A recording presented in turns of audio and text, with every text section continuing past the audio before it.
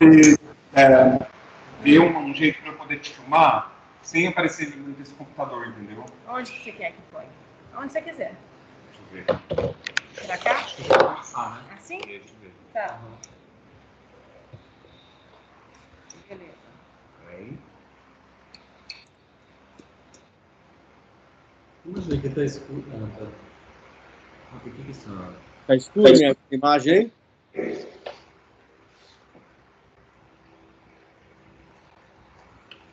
Vamos lá, ajustar então, Adriano? Ó, vai ficar Pega mais ou o menos Fernando lá assim. em cima, isso. Sobe mais. Isso.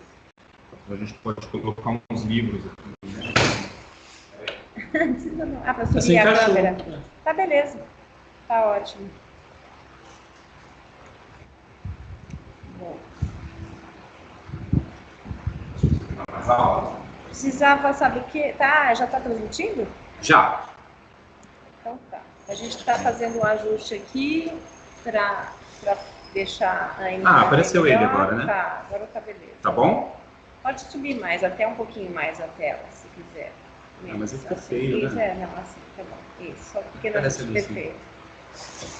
Bom, Fernando, a gente já está com as coisas a postos. Acho que a gente pode iniciar a nossa conversa. Queria agradecer a tua presença, a tua presença distante, mas presença, seu aceite para participar dessa aventura que eu estou dando início aqui nesse projeto, na Despina. Esse é um projeto que já está com um pouco mais de um ano e agora ele está tomando esse formato aqui na residência, nessa Associação Cultural no Rio, que vai juntar um pouco algumas conversas de campos disciplinares diferentes. Você está falando do ponto de vista da arquitetura. É claro que a tua contribuição nesse projeto ela tem um sentido muito específico, que é do trabalho que você vem fazendo sobre a discussão da América Latina, seja no seu projeto de pesquisa, com o site, com a página do Facebook, enfim, com toda o inventário que você mesmo tem feito nesse trabalho seu sobre a América Latina. Então, nada mais pertinente para mim, pelo menos, acompanhar um pouco dessa discussão e ouvir um pouco sobre o seu olhar sobre essa questão urbana na América Latina. Então, a ideia é fazer algumas perguntas sobre o urbano na América Latina, a urbanidade, e dar início a uma estrutura de entrevistas que, de uma certa maneira, vai se repetir com pessoas de campos diferentes, e a ideia é fazer um inventário desses olhares sob perspectivas distintas. Já que a gente, já que a minha proposta é de pensar interdisciplinarmente, transdisciplinarmente, é de ouvir como é que essas questões elas vêm aparecendo ou vêm suscitando questões para os pesquisadores, para os artistas, para curadores, sobre essa questão da América Latina, do ponto de vista da questão urbana. Então, assim, a primeira pergunta que eu vou te fazer é, assim, o que é o urbano que não é necessariamente a cidade, no teu entendimento? É um prazer enorme estar conversando com você hoje, continuando essa conversa que a gente já tem levado de vez em quando há alguns anos. Fico muito honrado com o convite. O que eu tenho pesquisado atualmente, o que tem me interessado atualmente, o que tem me feito brilhar meus olhos, é pensar o espírito das Américas. Por que pensar o espírito das Américas? Porque a nossa base epistemológica, a teoria que nós usamos, a base do nosso conhecimento, toda europeia.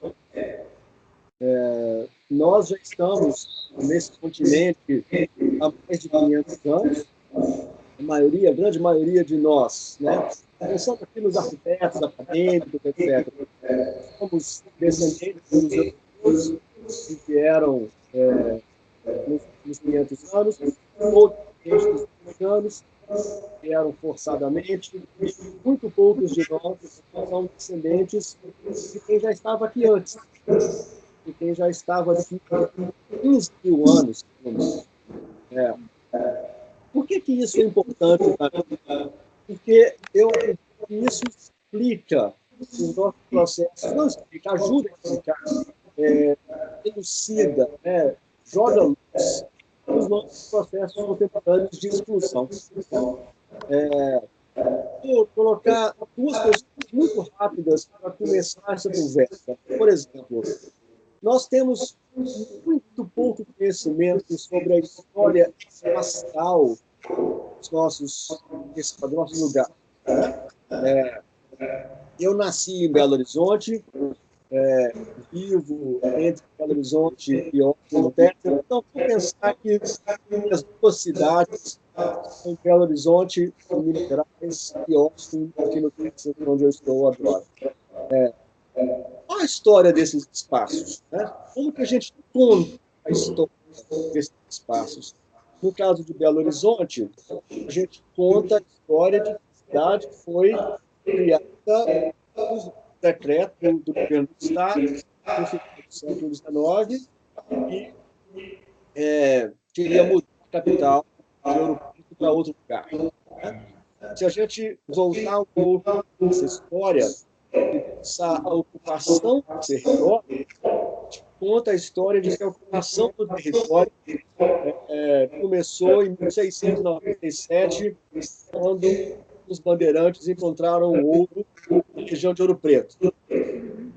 Aqui em Austin, a história diz que os espanhóis chegaram, criaram uma série de missões aqui ao longo dos cursos d'água, no Texas, incorporaram esse território à Espanha, depois virou México, depois se tornou independente por uns 20 anos, depois se tornou Estados Unidos.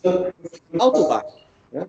Essa história, como eu acabei de contar, como eu aprendi na escola, como a gente ensina na escola até hoje, é extremamente parcial e exclusivista. Né? Ela gera exclusão, gera esquecimento.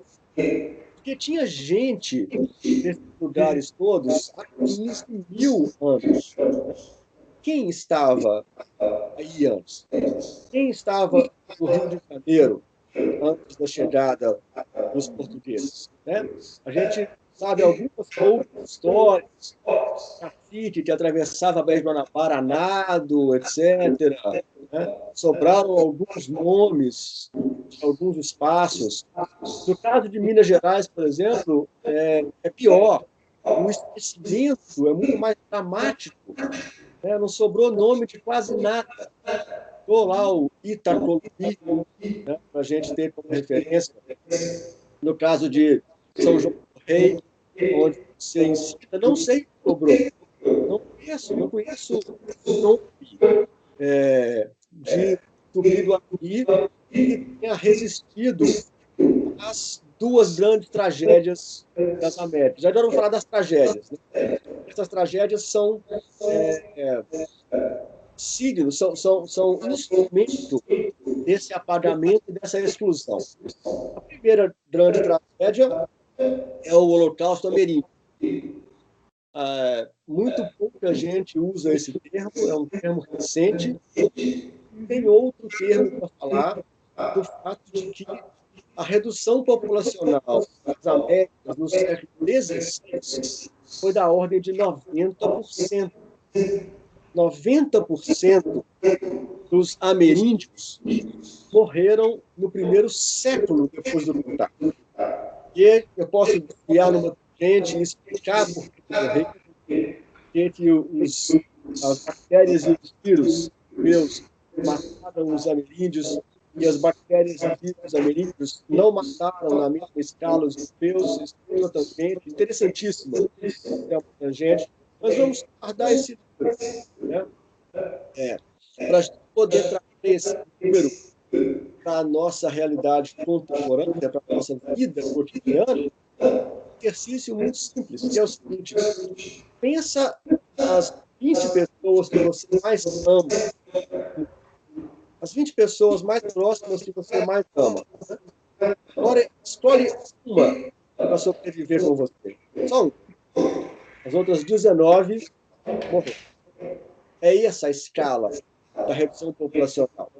O planeta não experimentou redução populacional nessa escala, nem nas guerras, nem na peste bubônica, nem nas piores e mais sangrentas guerras, houve redução populacional de 90%. Então, isso marca o nosso território, marca esse primeiro ciclo de esquecimento. A gente não sabe que estava aqui antes, quando foi em Austin, sabe quem estava aqui no Rio de Janeiro, sabe muito menos quem estava em São João del Rei. A gente não tem essa informação. Ela existe, ela tem que ser buscada, acessada, procurada. Ela não está na narrativa cotidiana do mundo. Isso foi a primeira tragédia. A segunda tragédia é que, para implementar o processo de colonização, diante do extermínio de 90% da população ameríndia, né, nossos antepassados europeus resolveram trazer os africanos para cá, escravizados, trabalhando como animais, né, sem humanidade. Essa é a segunda tragédia. Isso marca também o nosso espaço. No caso da tradição afro-brasileira, ou afro-norte-americana, ou afro-colombiana, ou afro-cubana, elas estão muito presentes. Né? A gente não tem consciência perfeita dela, né? A gente não está no plano da celebração institucional, está no nosso inconsciente e na nossa vida.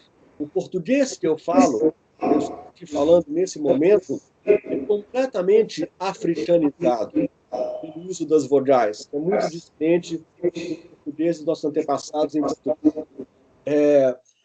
Semana passada, quase todos nós tiveram a oportunidade de estar perto do mar, 1º de janeiro, nós pulamos ondas, é outra herança afro. Nós vamos jogar flores para Iemanjá, algumas semanas, outra herança afro, por aí vai. Né? Nossa comida, na nossa fala, isso está mais impregnado, mas não no plano da valorização consciente. Para cada estátua de herói afro-brasileiro que existe no nosso país, existem 50 estátuas de heróis brancos, homens europeus. Isso marca o território, né? Os nomes das ruas. Por isso é tão simbólico quando a gente dá nome em uma rua e vai lá um cretino e quebra o nome da rua. Por isso é tão importante. Por isso é importante nomear, marcar, organizar esse território de acordo com a história desse povo que habita esse território, não de acordo com a história de parte do povo.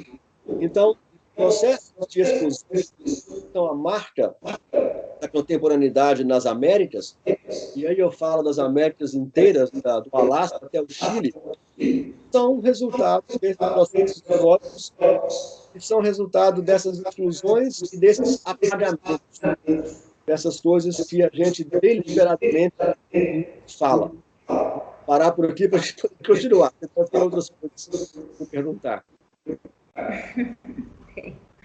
Acho a sua resposta ela absolutamente coerente e eu tenho acompanhado um pouco. Eu vi a tua fala no Enampark, você não estava presente, mas leram a tua apresentação, já estava alinhada com a tua discussão. Isso tem a ver com a discussão que o pessoal da Unila também tem feito e que a Andréa, de uma certa maneira, vai dar continuidade na nossa conversa semana que vem.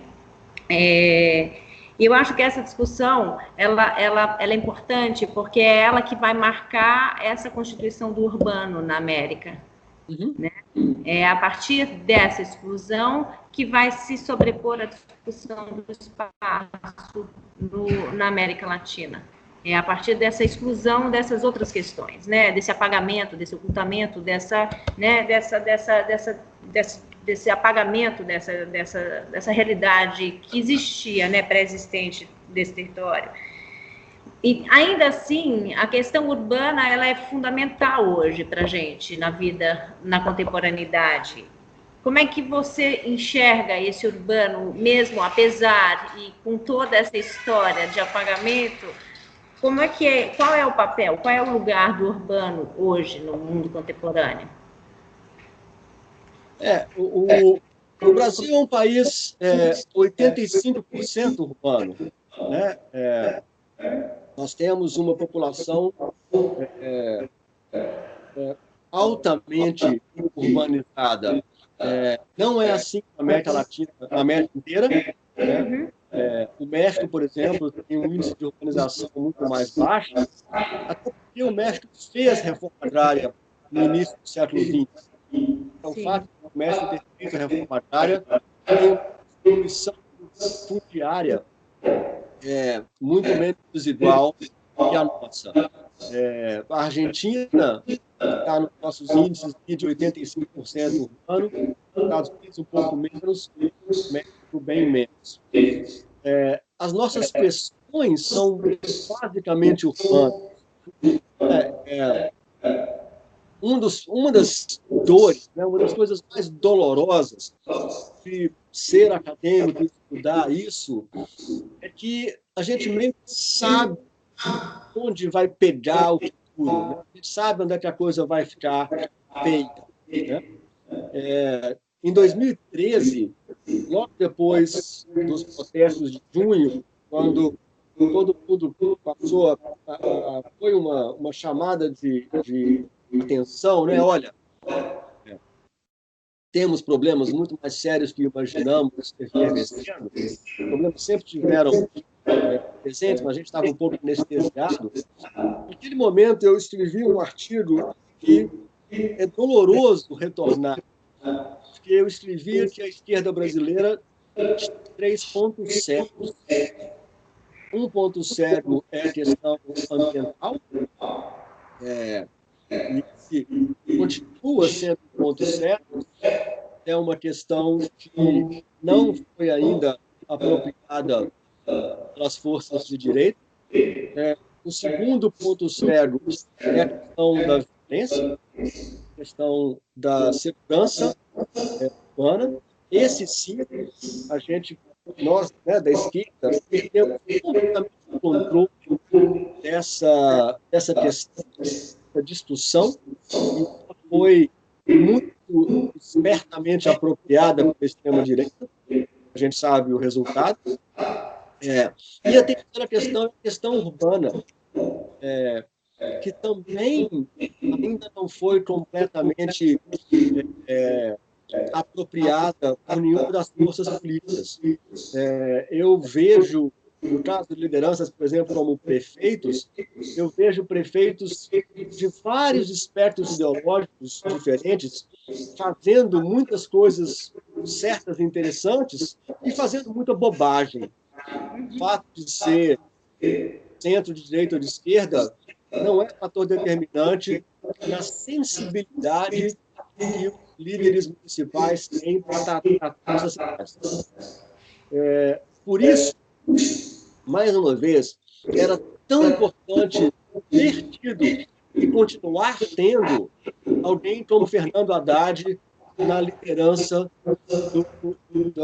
da questão política brasileira de esquerda.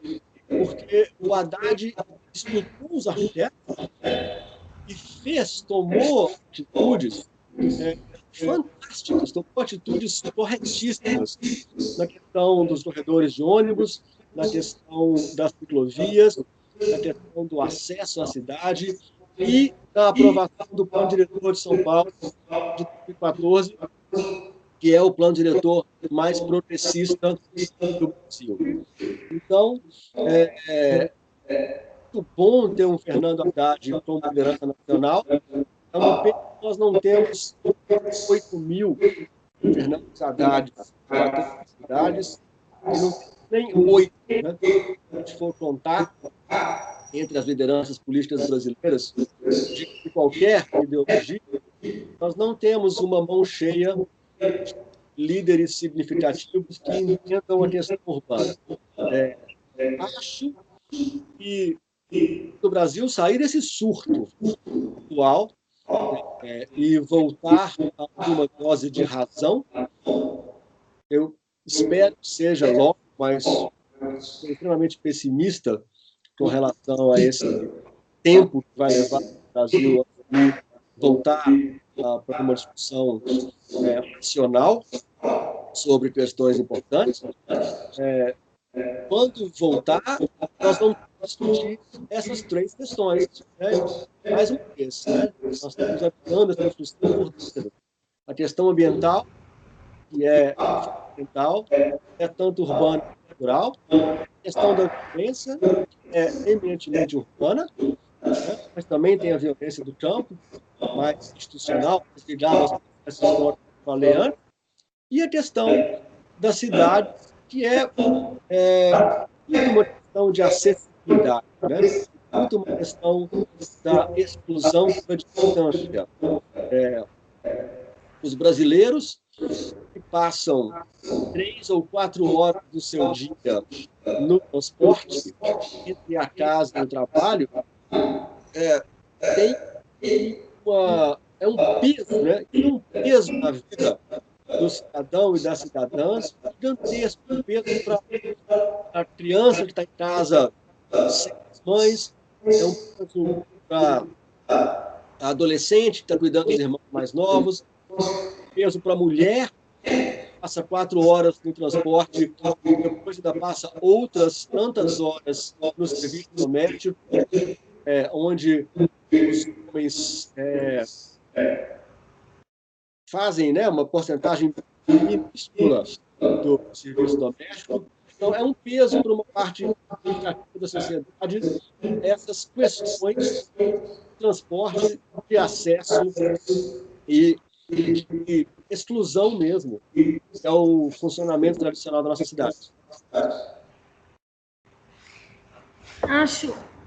Concordo contigo em grau, gênero e número. Acho que essas questões elas são fundamentais e são elas que, de uma certa maneira, no meu entendimento, moldam a urbanidade que a gente tem construído, né?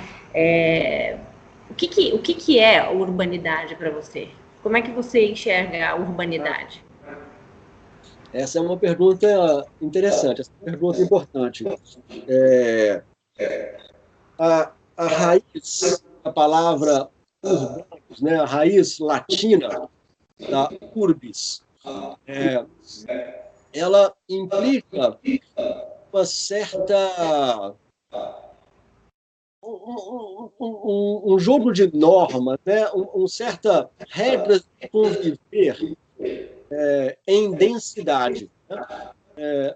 O urbano bom, vou fazer um parênteses aqui. Aqui na Universidade do Texas, eu dou um curso para os alunos de graduação que acabaram de chegar no primeiro semestre da graduação. E dou aula quarta-feira de manhã, eu com muito orgulho. Para esses 25 alunos, eu dou a primeira aula deles na universidade, todo ano. Finalzinho de agosto. É sempre a primeira aula deles, eles estão entrando na universidade. E eu discuto isso com eles, assim, o que é a cidade? Como que a cidade funciona? É uma fantástica invenção humana, essa questão da cidade, porque a cidade deu a essa espécie, Homo sapiens, a capacidade de dividir o espaço e multiplicar as informações. A cidade é uma caixa de ressonância de informações. Né? É possível você viver hoje no meio do mato, isolado da humanidade? Sim, é possível. Né? Ou você produz sua própria comida e pode até trabalhar via internet, ou você consegue comprar coisas, ter com uma certa quantidade de dinheiro, você pode ter as coisas entregues para você por algum meio de transporte, por drone, você não quer que ninguém interaja com você e tal. Por que não se faz isso? Porque não tem milhões de pessoas fazendo isso? Porque o ser humano é feito para se comunicar. O nosso cérebro grande, a nossa capacidade cerebral grande, é uma máquina de linguagem. E a linguagem é tão fundamental, ela é tão importante, que a gente vive dentro das nossas próprias invenções. A universidade é a minha vida, é uma invenção. O dinheiro que todo mundo usa, a grande 99,9% do planeta usa alguma forma de dinheiro para se relacionar com as coisas, é uma invenção. A religião é uma invenção. Todos os sistemas mais fundamentais da humanidade, exceto comida e sexo e dejetos, são invenções humanas. Nós inventamos isso tudo. Inventamos o mundo que a gente vive e inventamos através da linguagem. A cidade é uma máquina de amplificar relações. Tem um estudo do David Glaser, de Harvard, que fala que cada vez que você duplica o número de habitantes de uma cidade, você aumenta em 10, 15% a produtividade de todo mundo. Então, uma cidade de 500 mil habitantes tem um limite de produtividade pelo número de interações entre as pessoas. Você sai de uma cidade de 500 mil e vai para uma cidade de 5 milhões, o número de interações multiplica de tal maneira que o processo de troca de informações é multiplicado exponencialmente e isso aumenta a produtividade de todo mundo, a cidade inteira, de todos os 5 milhões. Então, a cidade é essa invenção a gente conseguir compartilhar um espaço e, ao mesmo tempo, por que compartilhar espaço? Porque a gente é uma máquina de processar informação e, na cidade, com muita gente vivendo no espaço, processa muito mais informações. E você se torna mais inteligente, mais produtivo, mais preparado. Bom, a questão é, estamos realmente compartilhando espaço? Estamos, por isso que a questão da diversidade é central. Tem uma variável dessa questão, da questão da diversidade, das cotas, das minorias, da questão de gênero, que às vezes escapa da conversa no Brasil, principalmente. E é o seguinte, diversidade é bom para todo mundo. Todo mundo ganha quando tem que interagir com o diferente. Todo mundo perde quando todas as suas interações são com pessoas iguais. Não interessa quem são, pode ser time de pós-doutores da universidade. Se você só tem pós-doutores na sala, todo mundo perde. Se você só tem gente branquinha na sala, todo mundo perde. Se você só tem afrodescendente, também. A diversidade ela melhora a visão de mundo de todo mundo, forçar todo mundo a pensar um pouquinho diferente. A questão das dúvidas, a questão de conseguir refletir. A maneira como eu fiz as coisas a vida inteira, o que meus pais fizeram, meus avós fizeram, será melhor mesmo? Olha essa outra maneira de ver o mundo. O que eu posso aprender com ela? Como que ela pode me ajudar a selecionar as minhas próprias informações, etc. Então, por isso a questão da diversidade é tão fundamental. Numa cidade da América Latina, da maneira como ela se organiza atualmente, nós estamos desperdiçando diversidade. Nós temos uma diversidade enorme, nós temos gente de todas as partes, de todos os cantos do mundo originalmente. Nós temos gente de religiões diferentes, temos gente que pensa diferente, temos gente, né, que tem ideias diferentes. Estamos desperdiçando isso porque temos uma cidade segregada onde a grande maioria das pessoas só convive com seus iguais. Vou parar por aqui. Ótimo, acho boa a sua resposta também. Eu gosto dessa questão porque eu acho que a diversidade realmente ela é uma questão fundamental, sobretudo nesse momento que a gente está vivendo no Brasil. Posso fazer uma pergunta? Pode. O Fred está querendo fazer uma pergunta. Vem cá, Fred. Oi, Fernando, tudo bem? Tudo bom? Vira aqui, eu vou virar. Deixa eu... Vira aqui, vem aqui. Mais fácil. Vem aqui você. Esse é o Fred, o produtor aqui do Despina, quer fazer uma pergunta. Tudo bom?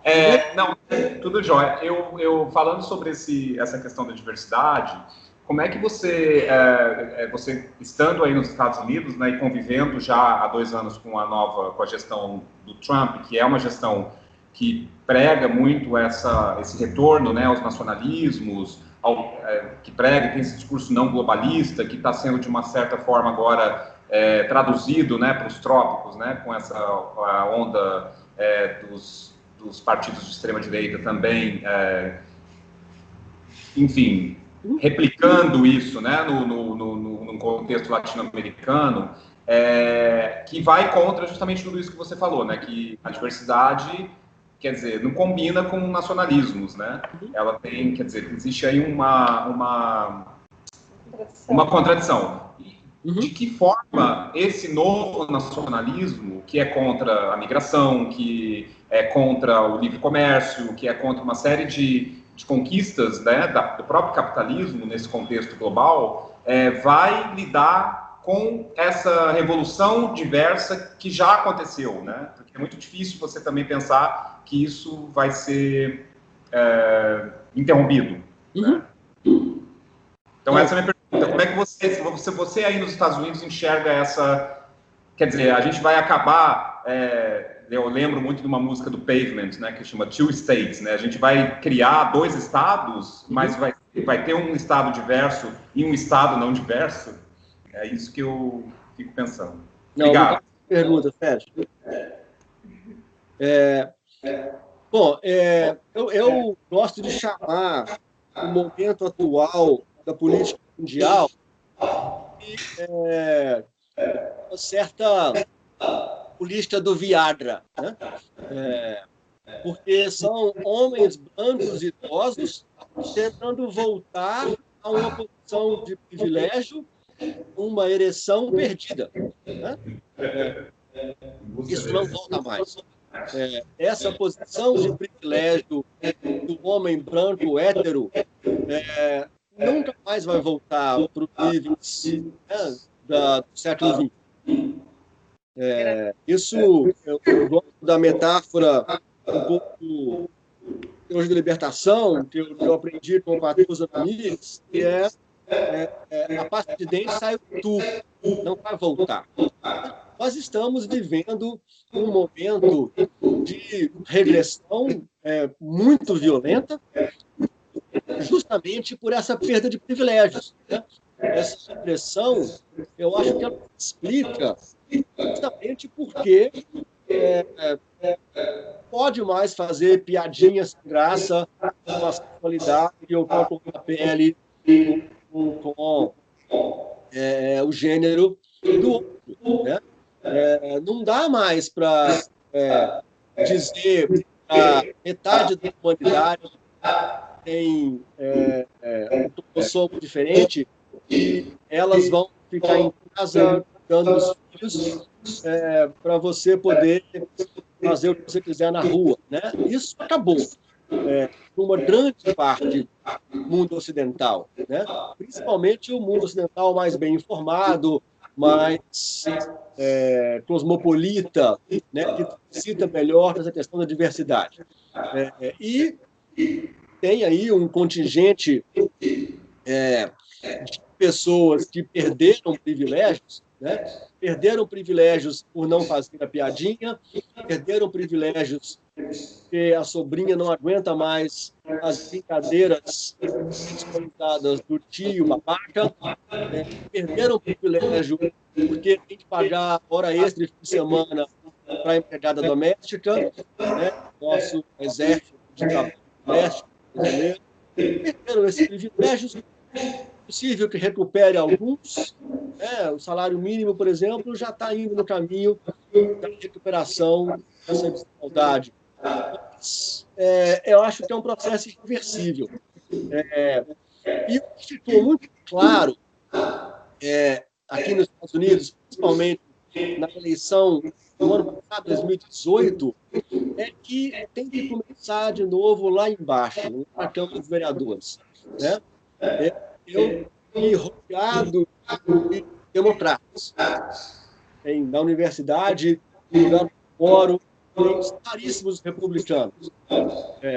Mas mesmo os democratas, mesmo a centro-esquerda norte-americana, que é muito mais centro que esquerda, está extremamente confortável com as grandes corporações, com a privatização do trabalho, com a uberização.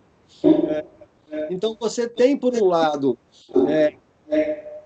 os democratas dos Estados Unidos, por exemplo, trabalhando fortemente para defender as minorias, dar direitos à comunidade LGBTQ, para tratar os imigrantes com a maior humanidade possível. Mas, por outro lado, esses mesmos democratas não fazem nada para diminuir a precarização do trabalho, para diminuir o poder das multinacionais, para diminuir a indústria armamentícia e bélica norte-americana, né? Então, o que aconteceu depois da eleição do Trump, que foi um susto, ninguém esperava. Até a meia-noite daquele dia da eleição, eu tinha certeza que a Hillary ia ganhar. Foi um grande susto essa onda de retrocesso. O que aconteceu foi que as pessoas foram para a rua, as mulheres foram para a rua. A questão do assédio sexual aqui está sendo discutida o tempo todo, em todos os lugares, né? Não vai mais voltar para trás. Pessoas foram para a rua para fazer a sua voz ser ouvida, né? Eu mesmo, que sou cidadão americano há quase 10 anos, pela primeira vez, ano passado, fui bater de porta em porta, pedir voto para os meus candidatos que eu queria eleger. Perdi. Não elegi nem o senador, nem o deputado, mas elegi o vereador, né? A cidade de Houston, por exemplo, eu escrevi um texto sobre isso na revista Fórum. A cidade de Houston elegeu 19 juízas negras. Aqui tem eleição para juiz. E eu sempre achei um absurdo. Nos últimos anos, eu estou achando que, na verdade, é uma boa ideia você poder votar no judiciário. 19 mulheres negras concorreram juntas aos cargos de juízes no condado, onde é a cidade de Houston, 19 foram eleitas. Né? Você eleger 19 mulheres negras para o judiciário, uma vitória que não é tão imediata, que vai dar frutos lá na frente, daqui a uma década, quando algumas delas tiverem posições no judiciário. Então, acho que nós estamos vivendo um retrocesso com o Putin, com o Erdogan, com o Duterte lá nas Filipinas, com o nosso Bolsonaro, com o Trump, mas é uma reação contra o privilégio do homem branco hétero que não acabou, não. O privilégio só diminuiu um pouquinho. Né? Mas acho que isso não tem futuro. Acho que esses privilégios são insustentáveis e nós vamos ter que arrumar um jeito de lidar com essa geração Viagra e ficar livre deles o mais rápido possível. Tira a pílula azul deles. Tira a pílula azul deles, o Fred diz. O que que você diz para mim da questão rural, da urbanidade? Conheço pouco, Adriana, da questão rural. Não é uma questão que chama a minha atenção, não é uma questão que o pouco que eu vejo, que eu tenho a dizer sobre a questão rural, que nós temos eu vejo uma questão difícil de conciliar, que é a produção de alimentos em escala para poder diminuir a desigualdade, indo contra todos os princípios ambientalistas de conservação, né? Tanto na questão do uso de agrotóxicos, quanto na questão dessas gigantescas agrobusiness. Nós temos aí um nó que me parece muito difícil de desatar. Como manter o alimento barato para sustentar uma segurança alimentar de milhões de pessoas e, ao mesmo tempo, resolver a questão ambiental. Acredito que a solução é através da pesquisa, né? Pesquisas do tipo Embrapa, que vão permitir a agricultura familiar, a microagricultura, alcance, produtividade, para conseguir aumentar as nossas cidades, ao mesmo tempo que conserve muito melhor os recursos naturais. E, junto com isso, uma questão de como levar informação e empoderamento para o trabalhador rural. Né? O trabalhador rural é o último na escala dos trabalhadores com menos direitos. É o último. Mulher trabalhadora rural, então, é a última dessa escala.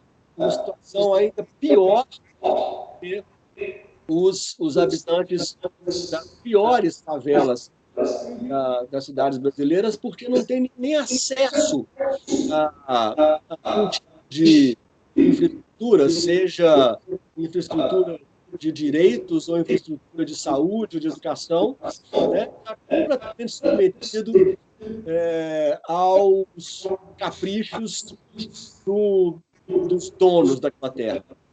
É uma questão sobre a qual eu não me debrucei muito e conheço pouco. A minha visão é mais pela questão do ordenamento do território. Uhum. Obrigada. Mas eu acho que essa relação urbano-rural, ela aparece de maneira bastante diversa quando a gente fala, por exemplo, de metrópole ou quando a gente trabalha com as escalas pequena e média escalas. Né? E essa proporção de metrópoles e cidades de pequeno e médio porte, por exemplo, ela é bem distribuída no Brasil. Né? A concentração populacional ela está relativamente distribuída, e acho que isso vai aparecer mais na fala da Andréa mais adiante, mas eu acho que isso é uma questão importante de ser colocada. Então, por exemplo, quando a gente fala dessa distribuição e dessas relações, por isso que eu falo dessa questão rural. Essa questão rural, para mim, ela vai aparecer de uma maneira bem urbano nessas outras escalas, ela é um urbano que ainda ela é muito carregado do rural. Uhum. Né? Claro que isso tem a ver com a questão da reforma agrária, que você colocou já anteriormente, que eu acho que tem tudo a ver com essa discussão, né? Que a gente não passou. A gente é um dos pouquíssimos países no planeta que ainda não fizeram reforma agrária. Isso é uma coisa muito séria, né? E é uma discussão fundamental que a gente ainda não conseguiu enfrentar, né? E acho que nesse momento, então, político, muito menos ainda.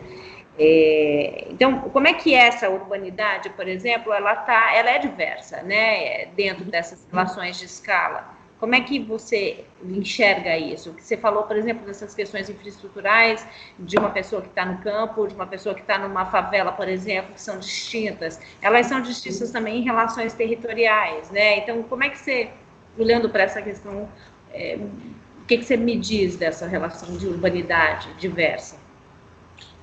Acho que a gente precisa criar instrumentos para empoderar o trabalhador rural e melhorar a vida dos trabalhadores rurais, com formação, com educação, com saúde, etc.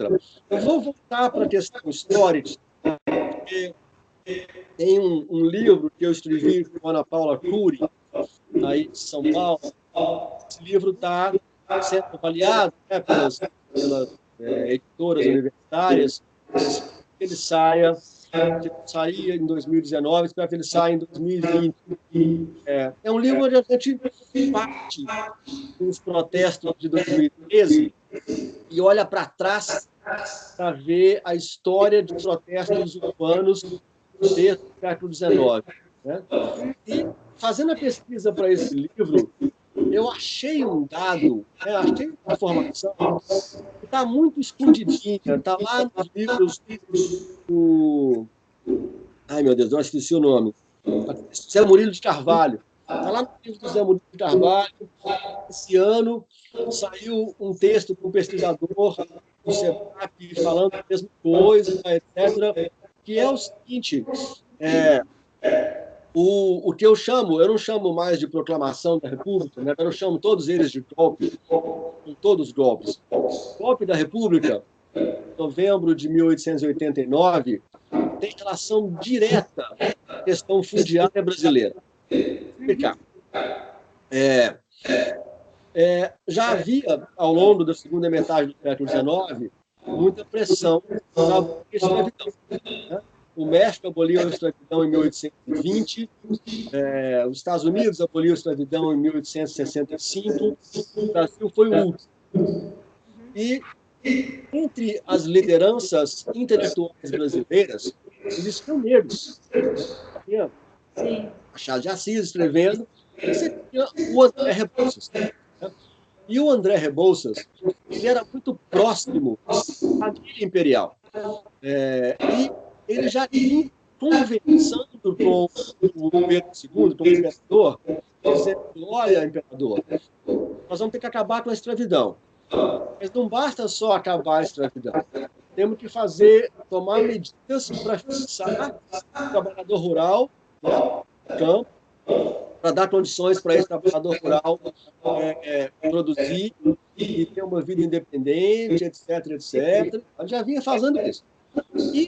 E o Brasil, até 1850, não tinha propriedade de terra. Todas as terras eram do rei de Portugal, depois disso, dos imperadores brasileiros. Primeiro Pedro, segundo Pedro. Eles eram proprietários de tudo.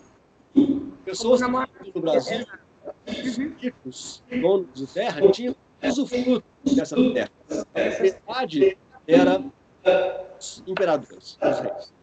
Em 1850, a Lei de Terras deu aos proprietários rurais brasileiros a propriedade de suas terras. Naquele momento, o imperador Pedro II era dono de uns 60% das terras dos Estados Unidos. Mesmo dando titularidade, propriedade plena para todos os ocupantes dessas terras, o imperador tinha 60% das terras. Então, vamos supor, em 1885, ele estava conversando com o André Rebouças sobre isso, ele fosse dono de metade das terras do país. O que o André Rebouças propôs para ele? Vamos fazer um censo rural? Vamos levar topógrafos para o campo para definir esses limites. Quem é dono do quê? Porque nada é muito bem definido. Né? Os limites de propriedade são muito vagos, muito imprecisos. E o imperador, claro, encontrando muita resistência do Congresso, da elite política brasileira, que não queria fazer nenhum censo, determinar geometricamente quem era dono do quê. De jeito melhor deixar tudo vago, porque aí vale a força dos meus jagunços. Né? A escravidão foi abolida em 88, e naquele final do ano de 88, o André Rebouças, com o movimento abolicionista, colocou mais pressão no imperador. Imperador, precisamos fazer o censo rural para poder determinar quem é dono do quê, para poder dar a terra para quem está na terra. E o imperador foi resistindo, tem orçamento, não tem dinheiro, etc, etc. Quando chegou no dia 28 de outubro de 89, o imperador finalmente assinou o decreto orçamentário, né? Linguagem atual, ele deu uma pedalada para dotar dinheiro para começar o censo rural. Acho que começou o censo rural em Petrópolis, que era tudo dele, ele era proprietário de tudo. Então, ele começou o censo rural pelas terras dele, em Petrópolis, simplesmente para determinar geometricamente quem era dono do quê. O Império durou 17 dias, depois que ele assinou esse decreto. Essa questão da propriedade da terra, ela é central na questão brasileira. Essa semana circularam várias imagens da Amazônia, né, mostrando a diferença da densidade na floresta das áreas indígenas e das áreas não indígenas. Né? É isso. Né? O nome do país, né? O nome dado à primeira madeira que foi cortada para ser levada para a Europa. Né? A primeira atividade econômica lucrativa dessa terra depois da chegada dos europeus foi cortar o Brasil. É interessante ver o nome, por exemplo, do México, que é o nome da etnia do Planalto Central mexicano. O nome dos Estados Unidos é o nome de uma organização legislativa, uma instituição, não é o nome da terra. Né? O nome da Argentina, o nome do Chile, o nome do Uruguai, do Paraguai, o nome dos rios. Né? O nome é o nome do deflorestamento, né? Do desmatamento. Isso está no nosso DNA. Nossa, está escrito, né? Interessante essa sua fala, porque ela me traz justamente para a discussão que vem para outra pergunta, que é essa ideia de América Latina, de Ibero-América e de América Afro-Latina, né? Essas disputas, né, de nomenclaturas, até foi uma discussão que apareceu também lá nas falas do Enan Park, né, na sala que estava a fala.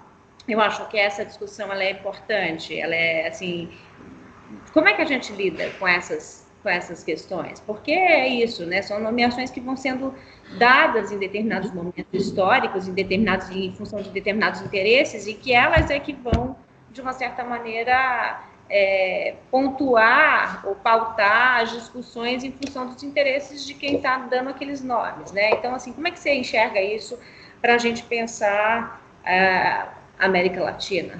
América, né? Ótima pergunta, Adriano, obrigado. Eu acho que dar nome é coisa muito séria. Né? Nomear já é metade do caminho de materializar aquele desejo, seja ele qual for. Aqui na Universidade do Texas, eu tenho um colega no departamento de História e ele é um prazer enorme estar perto dele e conviver com ele apenas algumas vezes por ano, porque ele é uma liderança nesse pensamento. O nome dele é Jorge Canizares Esguerra. Equatoriano, cresceu na Colômbia e veio para os Estados Unidos há uns 30 anos atrás. Fale de novo o nome dele. Oi? Fala novamente o nome dele, que deu uma picotada. Jorge Canizares. Jorge Canizares Esguerra, com hífen Canizares Esguerra. Uhum. A obra do Canizares Esguerra é mostrar como que a Europa do Norte, principalmente Inglaterra e Alemanha, inventaram a ideia de que Espanha e Portugal eram mais atrasados. Sim. Na disputa poder europeia, século XVII e XVIII, realmente a Espanha perdeu as guerras, né? A Espanha perdeu a hegemonia militar do século XVI, até o XVII. O XVIII perdeu. Mas, junto com essas disputas de navais, né? A Invencível Armada versus a British Navy, etc., junto com isso, tem uma disputa pelo pensamento, disputa de uma forma de abordar, né?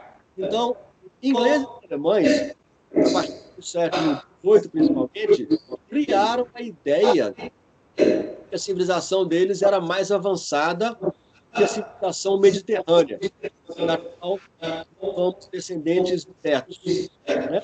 O nosso sangue europeu é muito mais mediterrâneo do que no Mar do Norte.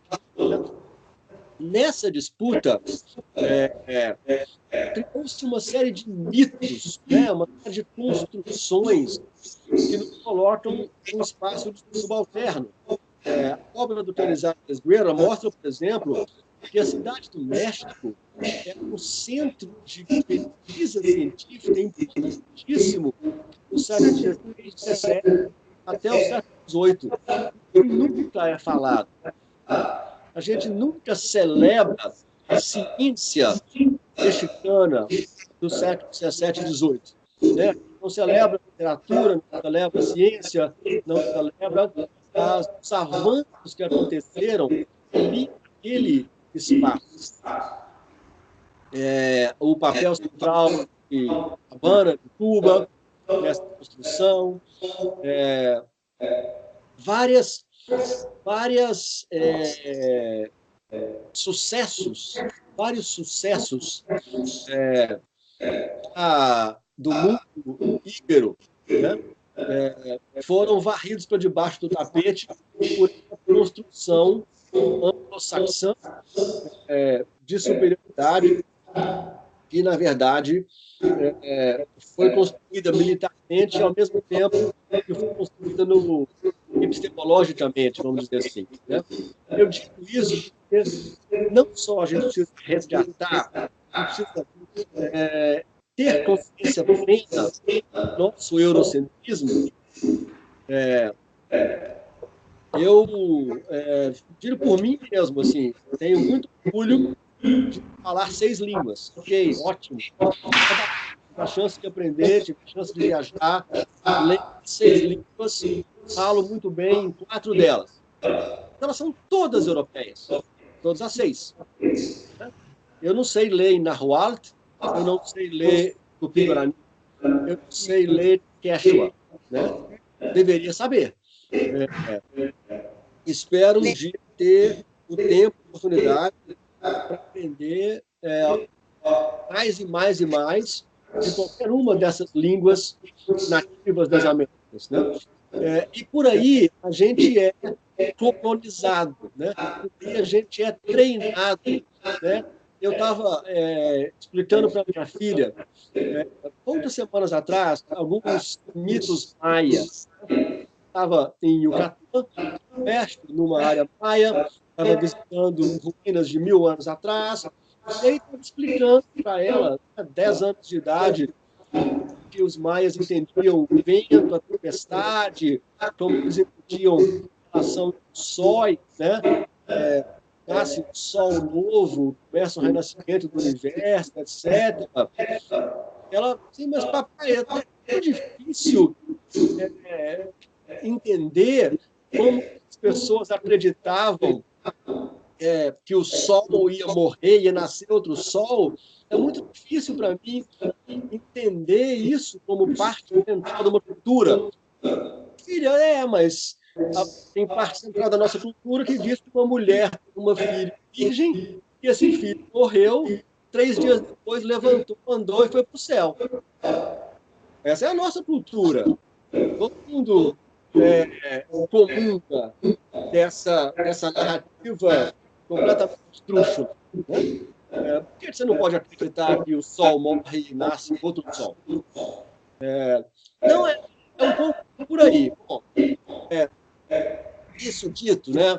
A gente tem que prestar atenção nas histórias Tupi, tem que prestar atenção nos conceitos Yanomami de mundo, tem que prestar atenção nos conceitos Quechua, etc.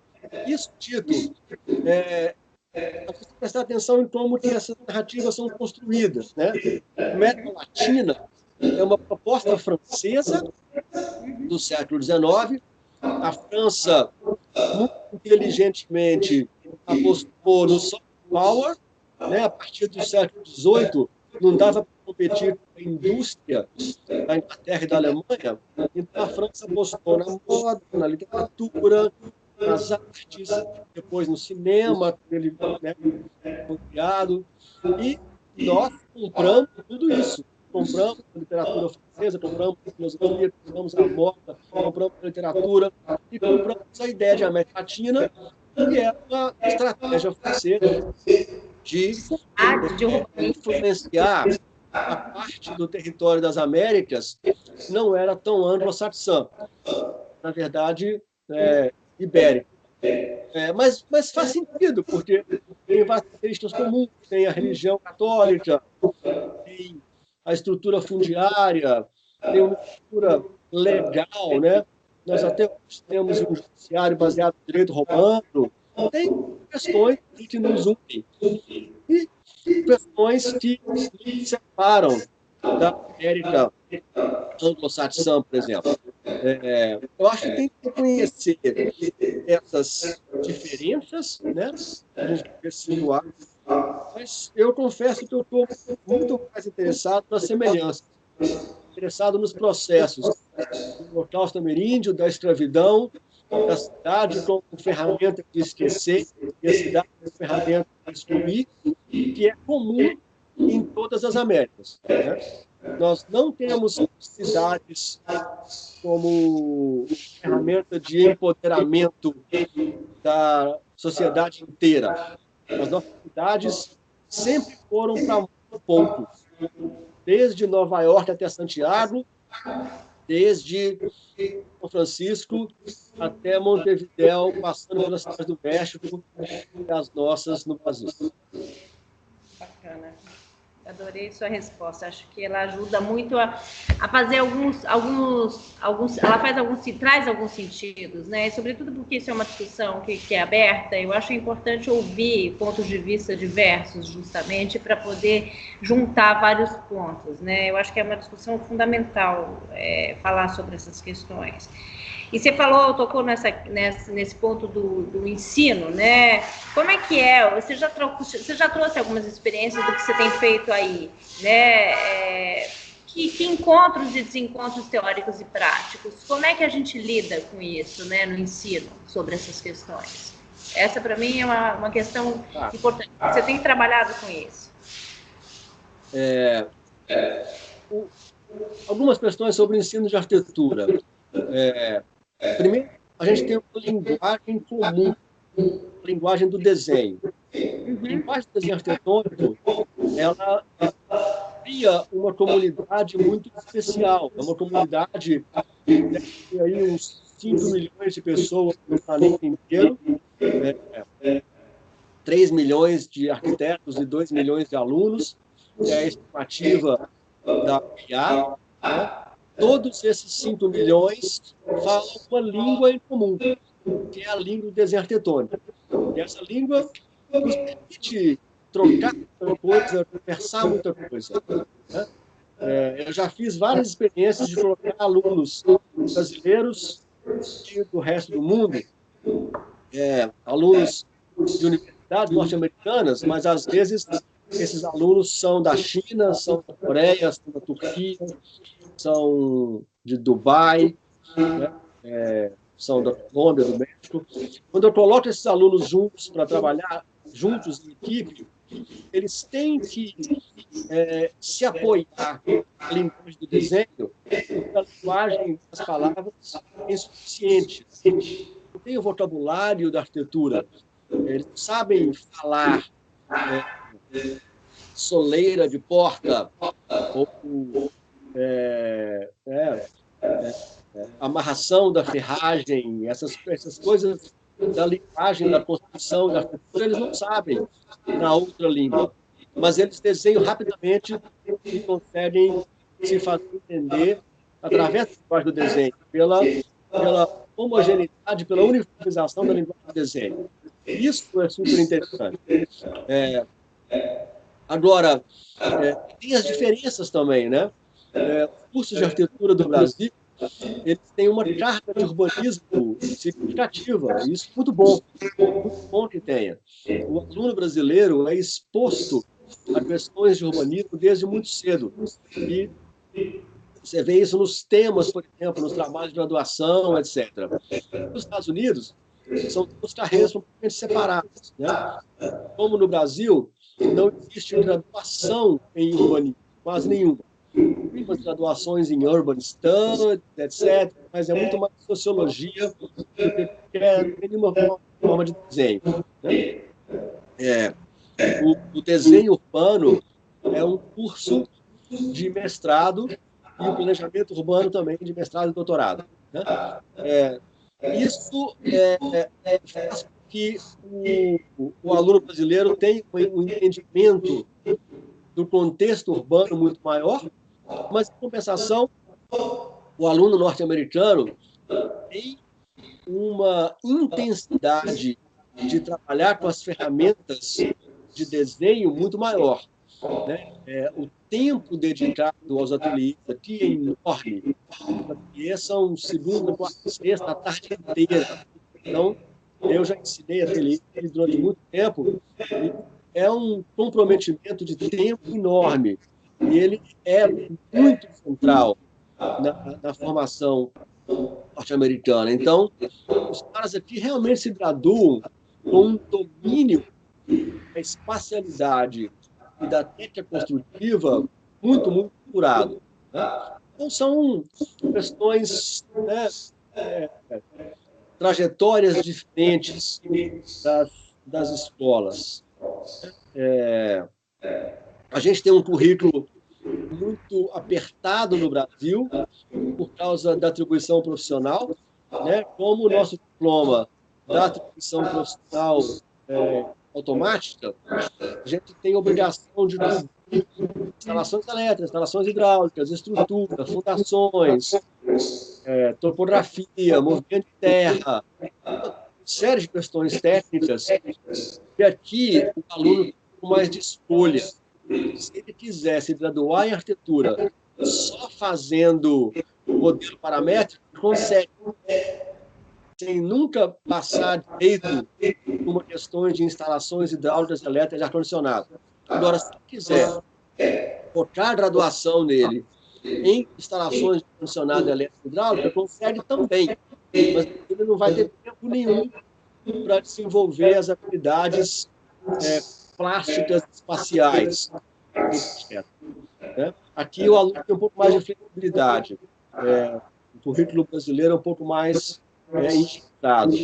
Eu vou falar, Adriana, deixa eu falar de experiências transformadoras de ensino. Tem duas que eu quero falar. Uma em Rosário, na Argentina, outra em Talca, no Chile. Tá? A de Rosário, na Argentina, é obra de um arquiteto argentino, Juan Royce. E arquiteto se formou em Rosário, sempre foi uma boa história de arquitetura, sempre foi uma cidade com uma qualidade arquitetônica. Depois ele foi fazer mestrado em Chicago, deu aula comigo em Michigan, voltou para outra universidade de Chicago para dar aulas, depois voltou para Rosário para assumir a cátedra. Ele é professor catedrático da Universidade de Rosário. A cátedra Royce, R-O-I-S, é o melhor ensino de arquitetura de ciclo básico que eu conheço. E esses caras fazem com os alunos ciclo básico, e assim, não é um grupo de 25 alunos, não, é 180. Né? A estrutura argentina da universidade é como da Itália, o aluno termina o estrutural, não tem vestibular, ele vai lá na universidade pública e se inscreve. Então, a Universidade de Rosário tem 1.000 alunos no primeiro ano de arquitetura. Aí eles reprovavam 500 desses alunos, mais metade, 250, e aí eles têm uma escola de arquitetura com 200 alunos a partir do terceiro ano. O que a Cátedra Reuss faz do ensino de composição plástica, espacialidade, nos primeiros 3 anos, é impressionante. E é um sistema que, tradicionalmente, é muito hierarquizado. Tem o catedrático, que é o Juan Reuss, você tem 8 professores associados ou assistentes, não sei como chamam, que são pagos, e depois você tem 30 professores voluntários. Né? Dentro dessa pirâmide, o Reuss criou uma estratégia horizontal de discussão, de debate. Os resultados são maravilhosos. Eu não conheço nenhuma escola, nem nos Estados Unidos, nem no México, nem no Chile, tem o resultado de qualidade, de composição, espacialidade, plástica, que o Juan Reuss concede com centenas de alunos na sala de aula em Rosário. Essa é uma experiência fantástica. A outra experiência é da escola de Talca, do Chile. Aqui sim, zona rural. Interessante pela pergunta do Rural que você fez. O curso de Talca foi criado por um pessoal que saiu da escola de Valparaíso.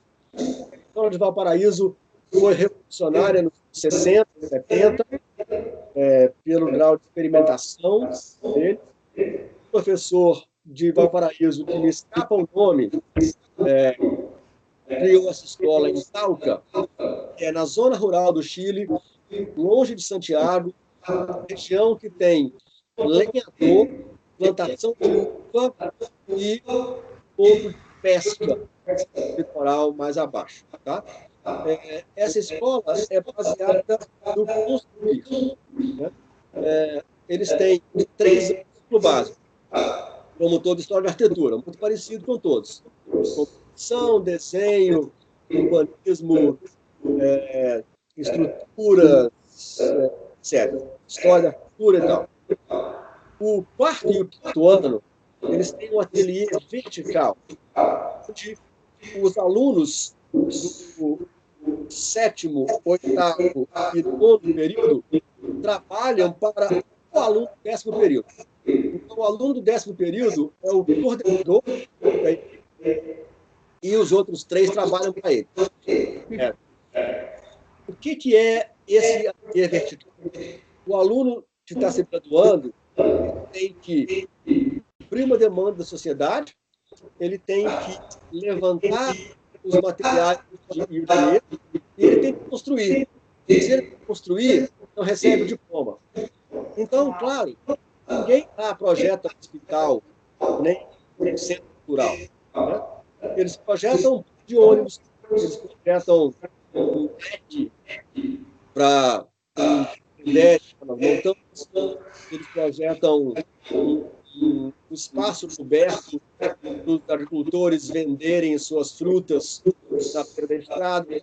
São projetos pequenos, aí de 20 metros quadrados, 40 metros quadrados no máximo, que estão construídos. Né? E esses alunos, a partir do 7º período, começam a trabalhar como membros de uma equipe. Então, o cara vê o aluno mais velho forçando para conseguir doação de madeira, vê o aluno mais velho indo na comunidade, discutindo com as lideranças comunitárias se pode fazer o ponto de ônibus aqui, ou lá, ou do outro lado.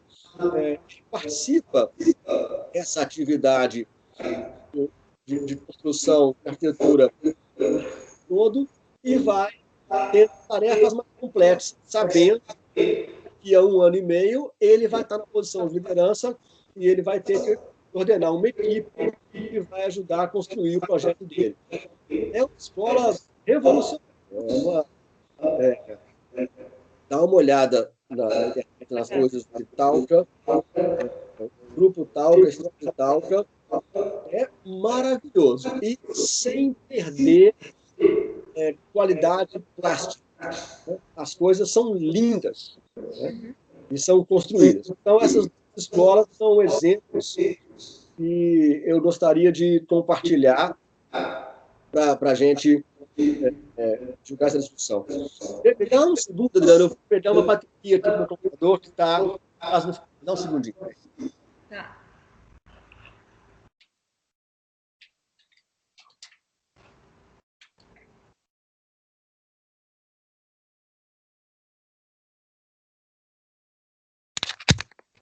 Pronto, já liguei a bateria. Voltei. Eu acho que você tocou num ponto importante, que é essa coisa da linguagem, né? Que é essa questão que é a linguagem que unifica, no caso da arquitetura, que é a linguagem do desenho. E eu acho que isso é uma questão importante, porque ela tem a ver com a próxima questão, que é de pensar a linguagem como uma expressão, né? E como uma forma de expressão. E dentro dos campos de conhecimento, eu vejo, por exemplo, lá no Built, né, lá no Bela, que você tem publicado, várias diferentes formas de expressão que tratam dessa questão latino-americana, né? E essa, para mim, é uma questão importante, porque a gente, como arquiteto, a gente tem que ter um repertório diverso cultural, que ajude a gente também a pensar, imaginar, inventar, pensar, né, reinventar as questões, e mesmo nas artes, né, e essa discussão das artes, para mim, ela é fundamental, não é à toa essa tentativa de projeto aqui de curadoria, de levantar algumas questões para diferentes campos do conhecimento que consigam trazer à luz essas outras perspectivas. Como é que você percebe essas expressões, né, das urbanidades nos diferentes campos de conhecimento? Como é que, dentro dessa perspectiva do que você tem apresentado, essas linguagens, elas têm abarcado a complexidade urbana? Eu tento meus colegas aqui definem a minha atuação como alguém que está sempre questionando os limites tradicionais da arquitetura. Eu ganhei esse rótulo aqui. Tá?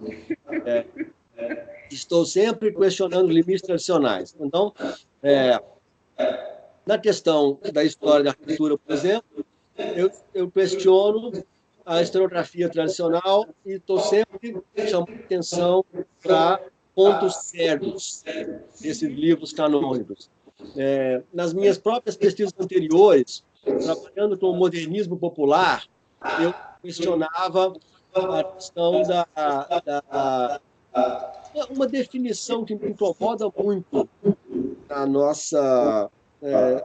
nos nossos estudos de arquitetura, entre os acadêmicos de arquitetura, é definir a arquitetura como obra construída por arquitetos. Né?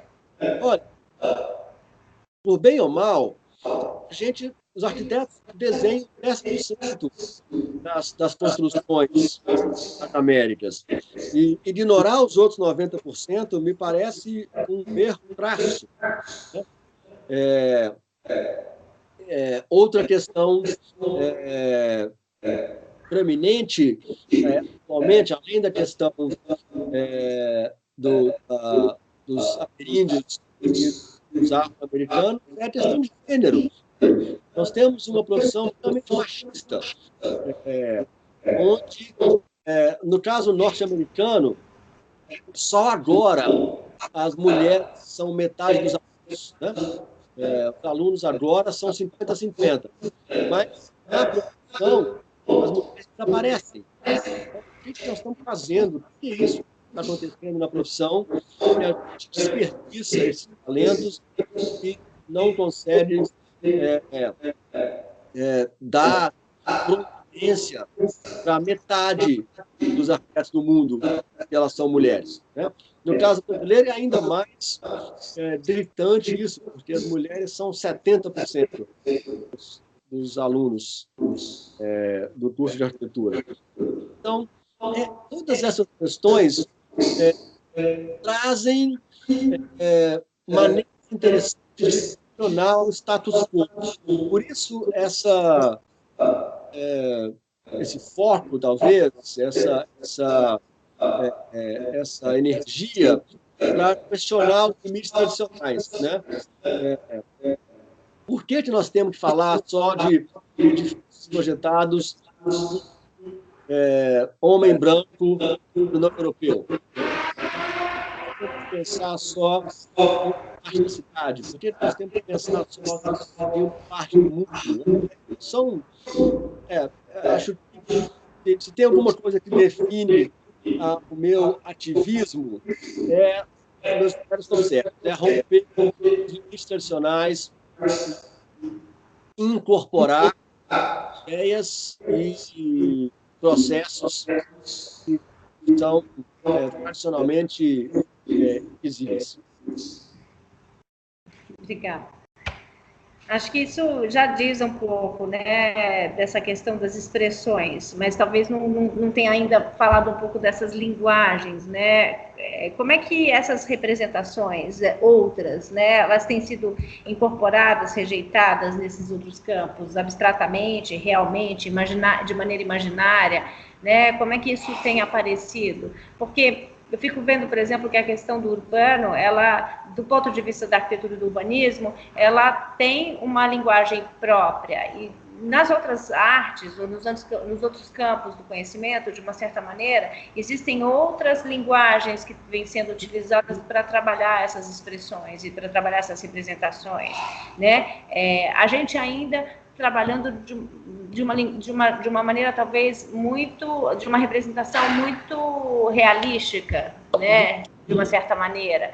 Como é que é essa questão, por exemplo, do ponto de vista da abstração ou do imaginário mesmo, né, das questões místicas? Essas questões, por exemplo, elas não aparecem de uma maneira tão clara, né, no campo da arquitetura.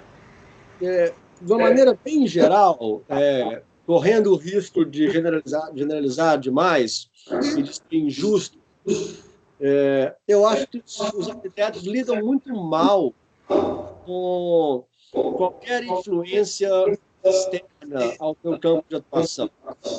Eu acho que a gente lida muito mal com a crítica.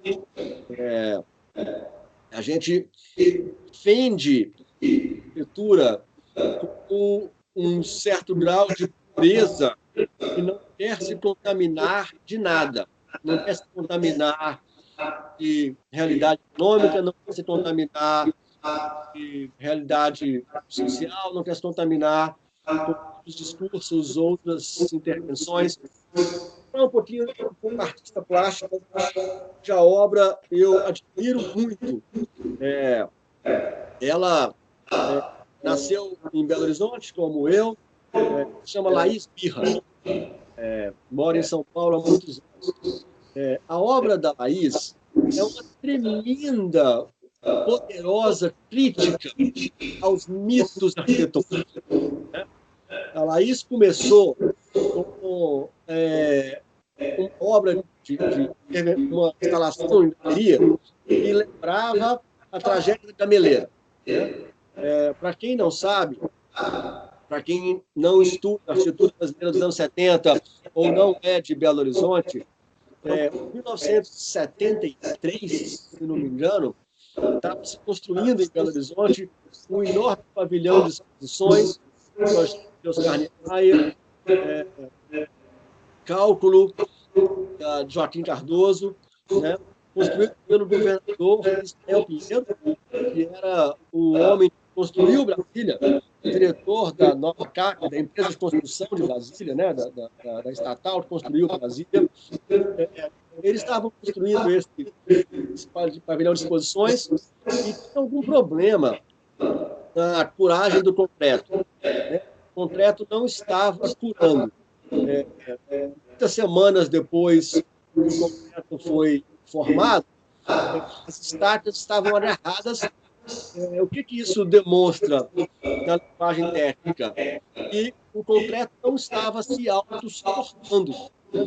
Se a estaca e os andaimes que suportam as formas estão agarrados e estão com muita dificuldade de serem retirados, é porque o concreto não está aguentando o próprio peso. Ele está, né, acionando demasiadamente aqueles estacas e andaimes que estão ali debaixo segurando as formas.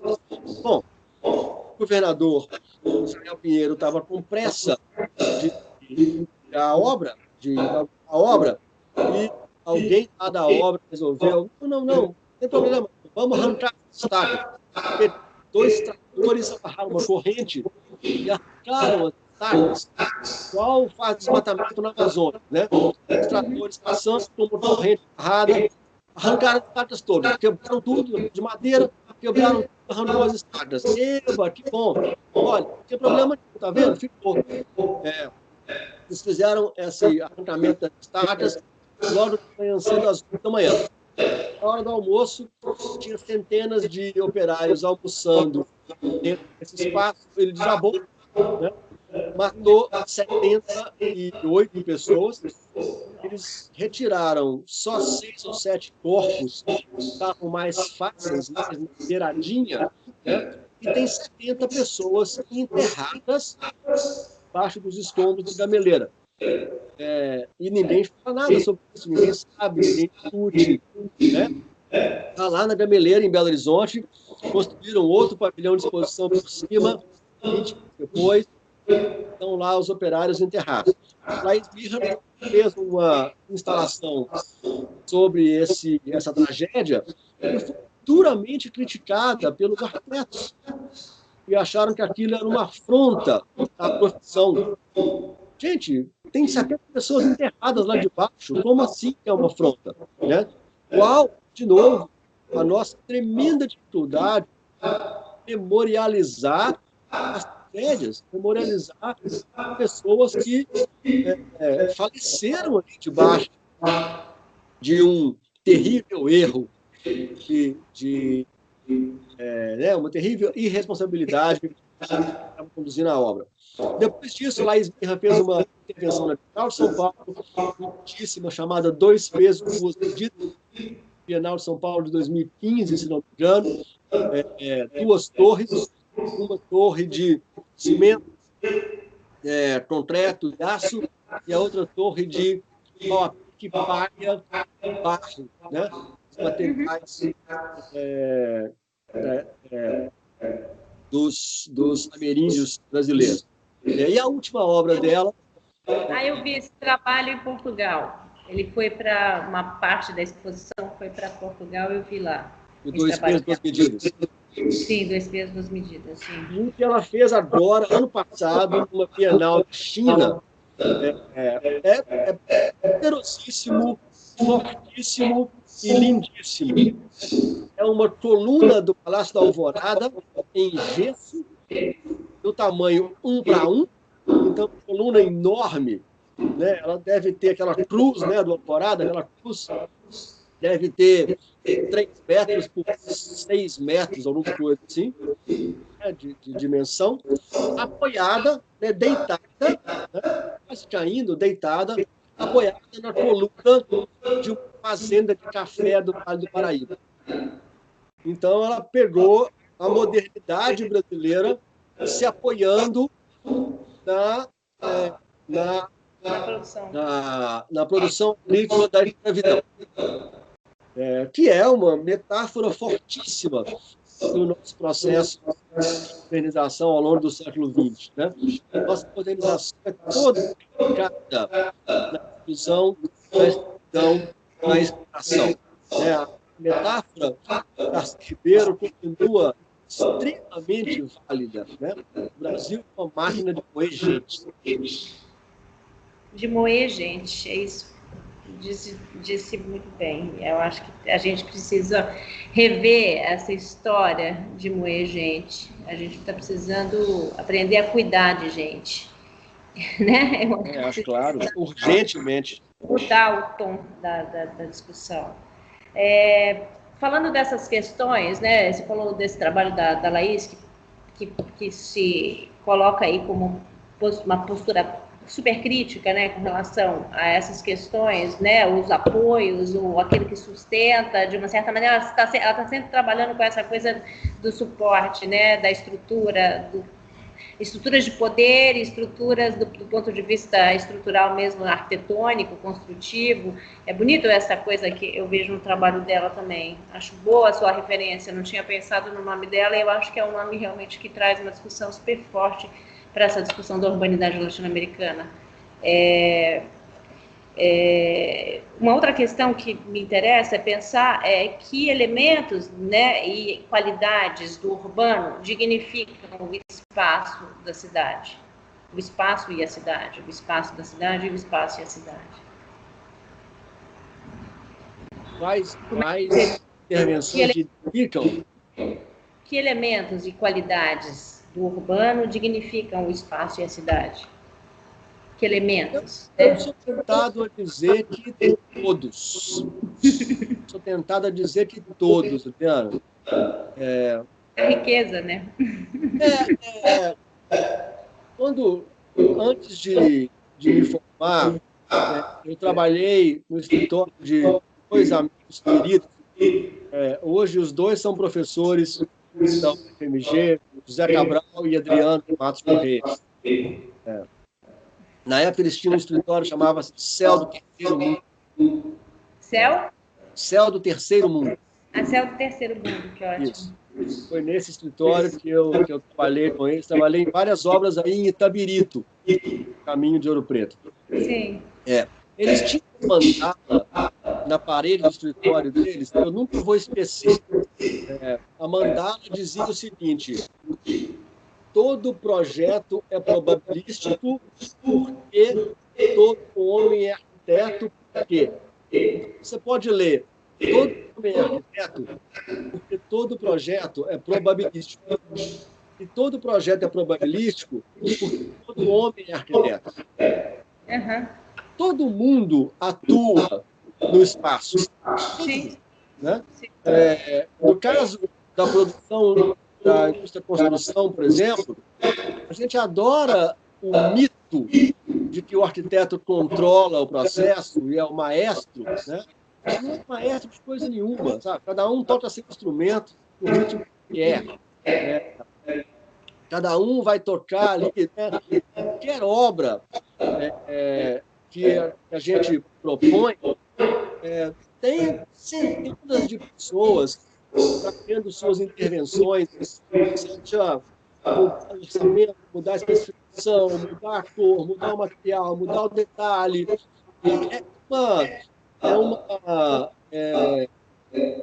Uma teia de intervenções tão grande que é uma gigantesca falácia essa ideia de que nós controlamos essa construção através do desenho. Não controlamos nada.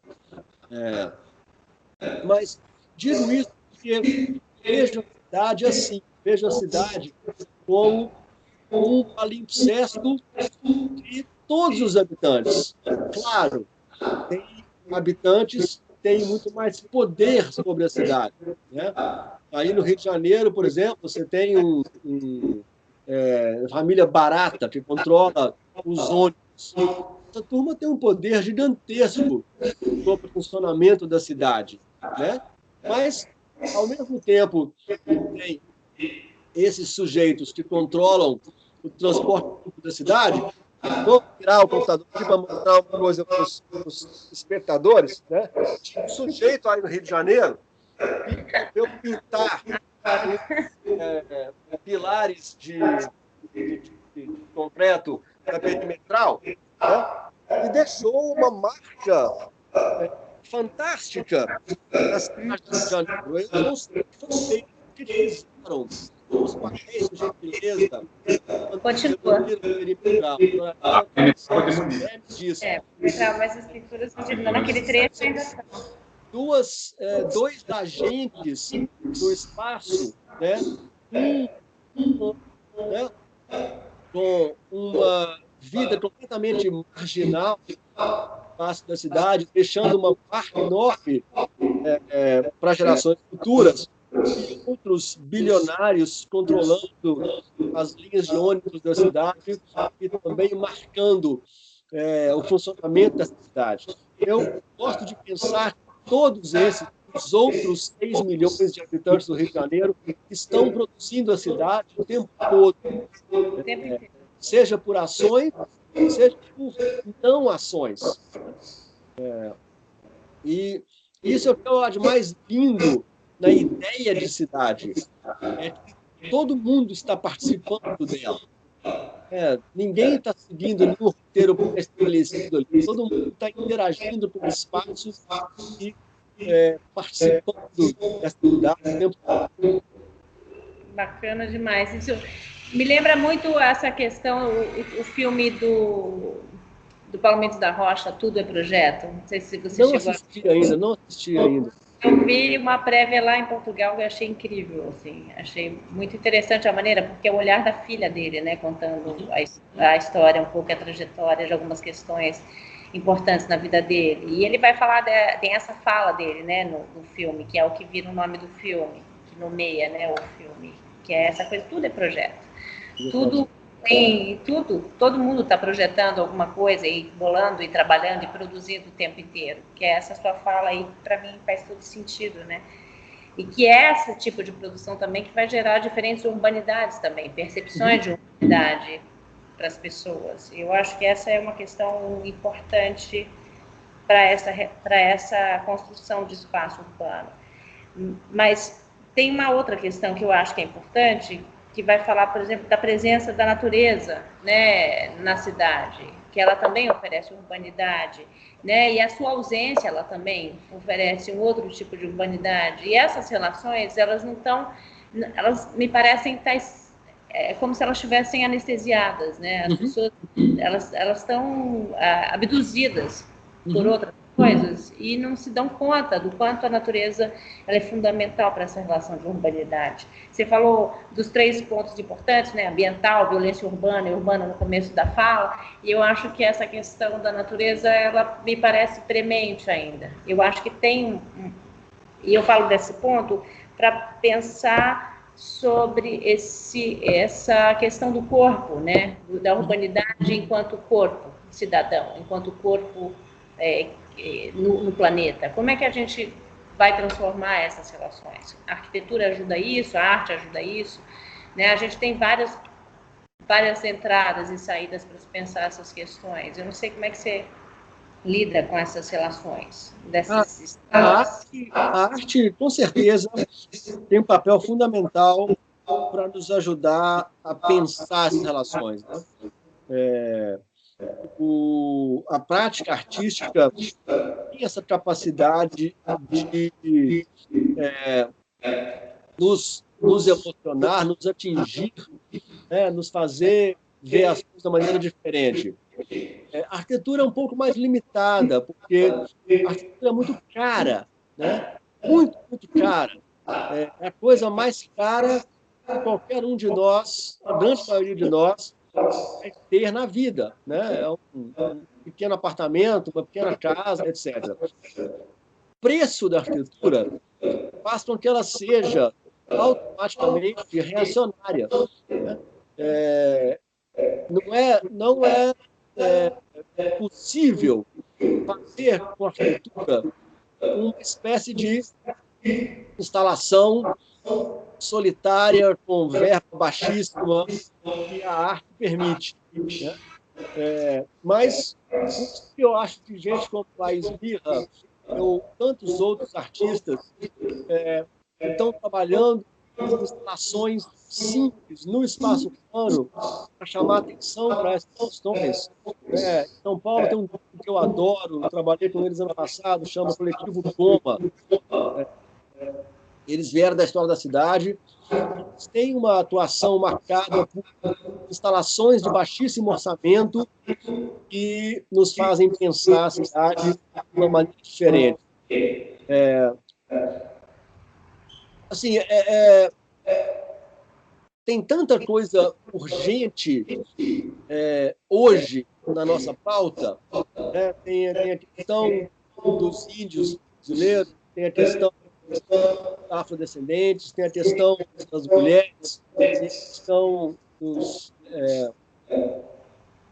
das injustiças brasileiras. Acho que, mais do que nunca, vamos ter de sair pela arte, sabe? Nós vamos ter que buscar uma saída através da arte. Eu nunca imaginei que eu ia viver esse período histórico de golpe e de regressão, né? Não imaginava isso. Cresci na ditadura militar, nasci no período mais sangrento, mais repressor da ditadura, fui para a escola pública, tinha que cantar o hino brasileiro, o hino nacional, tinha que fazer fila antes da aula, etc. Tive educação moral e cívica. Em algum momento eu achei que isso estava superado e que a gente ia poder construir em cima dessas tragédias do passado, né? O tempo ensinou que eu era muito ingênuo e tivemos que voltar e reconstruir tudo do início.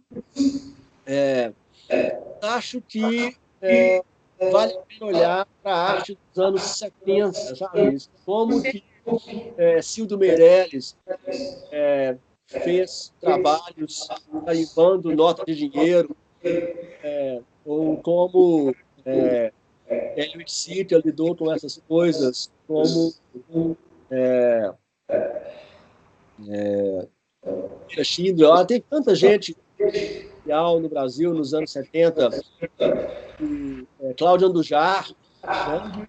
Tanta gente genial que encontrou uma forma de expressão de altíssimo nível e, ao mesmo tempo, fosse uma espécie de denúncia, né? Pensando aqui no Miguel Rio Branco e na Cláudia Andujar, que eu conheço muito por ter visitado tantos pavilhões lá de Inhotim. Exato. Bom, eu acho que, para fechar agora, eu queria falar um pouco da tua perspectiva de como é que é o teu cotidiano, como é que acontece a sua urbanidade, para fechar. Em infraestrutura, em condições espaciais, em aspectos e impactos. É outra realidade, mas eu acho que é importante trazer um pouco dessas realidades, que são distintas, né? Nos últimos 3 anos, eu estava vivendo mais tempo em Belo Horizonte do que em Austin.